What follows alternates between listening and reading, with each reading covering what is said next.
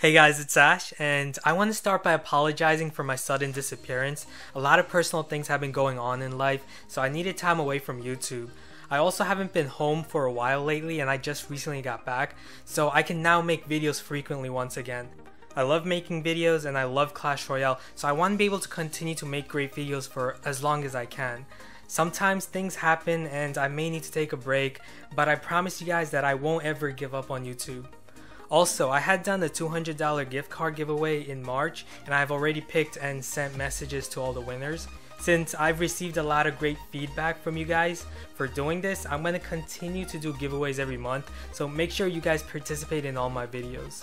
So today I want to share a video that should be very helpful to all Clash Royale players. The reason I call it winning or losing in one turn is to show you guys that a single decision in a single turn can result in you winning or losing. For example, if your opponent plays Golem on the left lane, should you play your Giant on the same lane or opposite the Golem?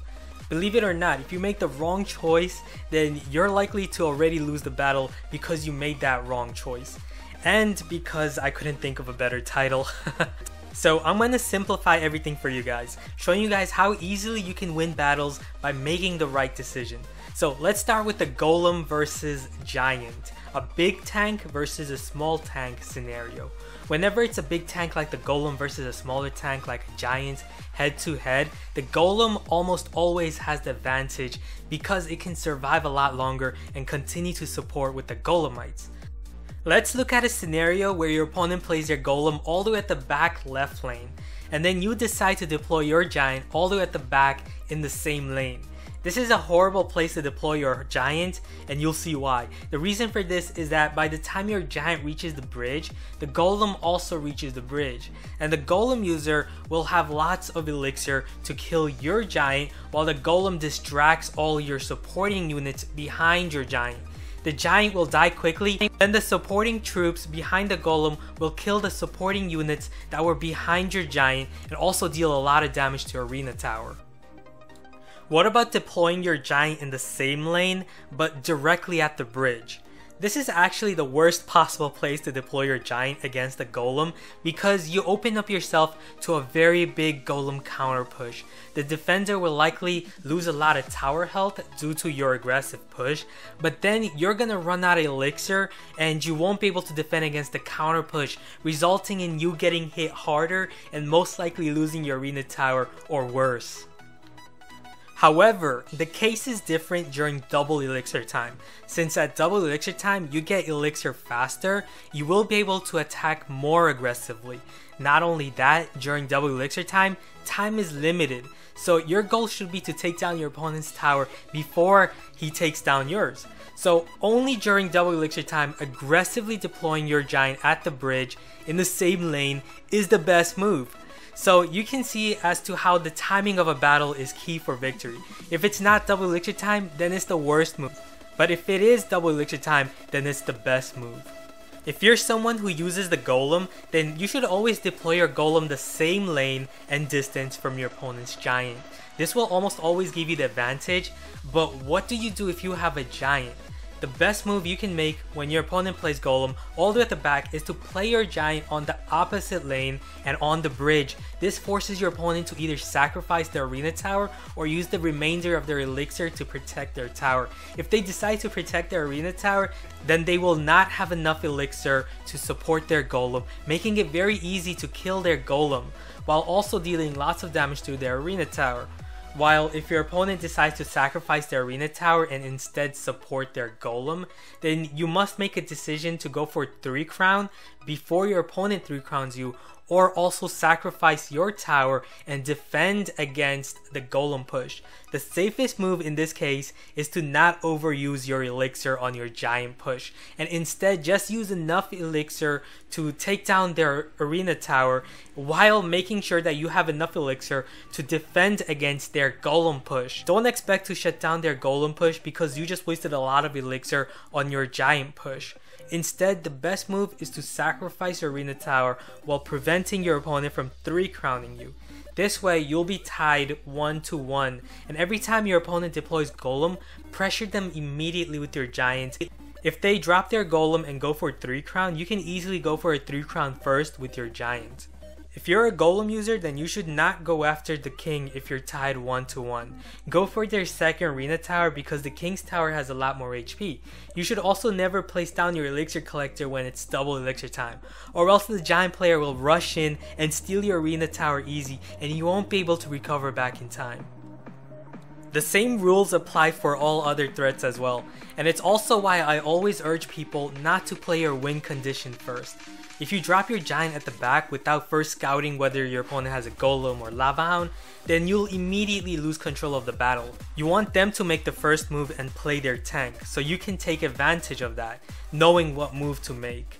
And you should never deploy your Lava Hound or Golem early either, not unless you have a big Elixir lead, as you want to deploy your Lava Hound or Golem in the same direction as their Giant or any other slow tank. So let's review some rules. If your opponent drops a big tank such as a Lava Hound, you want to pressure the opposite lane. Example of ways you can pressure the opposite lane is using your Giant or Hog Rider or Expo or Mortar or Elite Barbarians or Royal Giant or Graveyard or countless other ways. If your opponent drops any bulky, slow-moving units such as Giant or Knight or Valkyrie or Bowler, then you want to almost always deploy your Golem or Lava Hound on the same lane. Never drop your tank back first, before your opponent, not unless you're leading an Elixir, as your opponent can always take advantage of that. But what if your opponent is using same weight tanks, such as Golem versus Lava Hound, or Golem versus Golem, or Giant versus Giant? In this case, it's very important that you're not behind an Elixir. In fact, the player who's leading an Elixir will always have a big advantage. If your opponent drops their Giant all the way at the back, then you want to drop your Giant at the bridge on the opposite lane and directly pressure and steal your opponent's Arena Tower. By the time your opponent's Giant comes across to your Arena Tower, you can easily defend against it. But this is only possible if you have the same or more Elixir than your opponent. And so it's very important not to be behind an Elixir. So the only time you should deploy your Giant behind your tower is when you're in a big Elixir lead. That way, if your opponent decides to rush you on the other lane, you can defend against it with enough Elixir and then easily steal their other tower with your Giant because they've run out of Elixir. However, if your opponent drops a bigger tank such as Golem or Lava Hound at the back, the only time you want to place your Golem or Lava Hound at the bridge is during double Elixir time. Otherwise, you won't have enough Elixir to support them.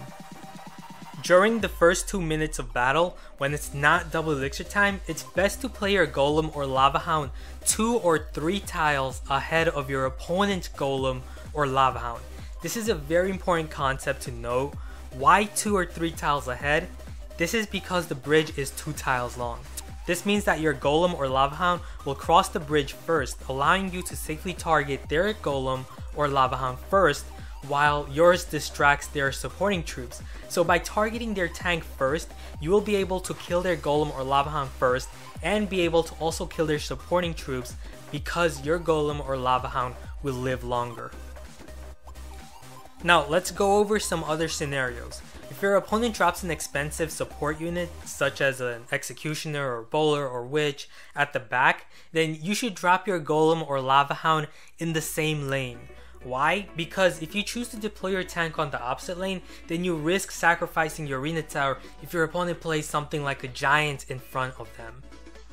However, if it's double Elixir time, then it's better to deploy your Lava Hound or Golem on the opposite lane. For example, if your opponent deploys an Executioner on the left lane, you can go right ahead with your Lava Hound and Balloon on the right lane and avoid dealing with the Executioner and Tornado. While if you're using something less expensive like a Giant or Hog Rider, then you should always attack from the bridge on the opposite lane. For example, if your opponent deploys their Bowler at the back left lane, then you should always quickly head in with your Giant or Hog Rider on the right lane. This will force your opponent to spend the rest of their Elixir defending your push. They'll most likely not have enough Elixir to stop you from dealing lots of damage to their Arena Tower, and when their Bowler reaches to your side, you can easily defend against it since your opponent will now have troops on 2 separate lanes. If your opponent is using the Royal Giant, then you always want to keep enough Elixir to deploy your tank after killing the Royal Giant. For example, instead of using your wizard and musketeer and skeletons and ice spirit to kill the royal giant, it's better to take damage to your arena tower and just use your musketeer and skeletons and ice spirit, it's just 6 elixir on their royal giant, and then save the rest of your elixir to play your giants in front of your musketeer for a much stronger counter push. If your opponent places down an elixir collector and you have a spell such as lightning or poison or fireball to use on it, it's better to attack your opponent in the same direction as the elixir collector and then use your spell. This way you can not only damage the elixir collector but also get more value by killing other units next to the collector. Also, if you don't have an elixir collector yourself and it's not double elixir time, then you should not let your opponent accumulate a big elixir lead with their collector. Even if you manage to deal lots of damage to their arena tower, they can punish you a lot more with a bigger elixir lead. For example, say your opponent's right tower is low on health points while their left tower is at full health and there is 2 minutes left. They place down an elixir collector behind their left tower. What do? If you attack the tower that was at 50% or less with a big push, then you will most likely take down that tower because your opponent is now low on elixir. But your opponent will now be in a big lead with elixir for the remainder of the battle. Now your opponent can not only easily take down one tower, but with the elixir lead can also take down your second tower before you do. And so as long as it's not double elixir time, you should always attack the direction of the elixir collector or weaken it with a spell such as fireball, poison, or lightning. This way your opponent will not be able to make a powerful push during double elixir time and not be able to make a comeback. So I hope you guys found this video to be very helpful and insightful. Depending on your decision, a battle can end in just one turn. So hopefully this video was an eye-opener and it should help you win lots of battles. Thanks for watching and be sure to subscribe for more great Clash Royale content. And I'll see you guys again soon. Later.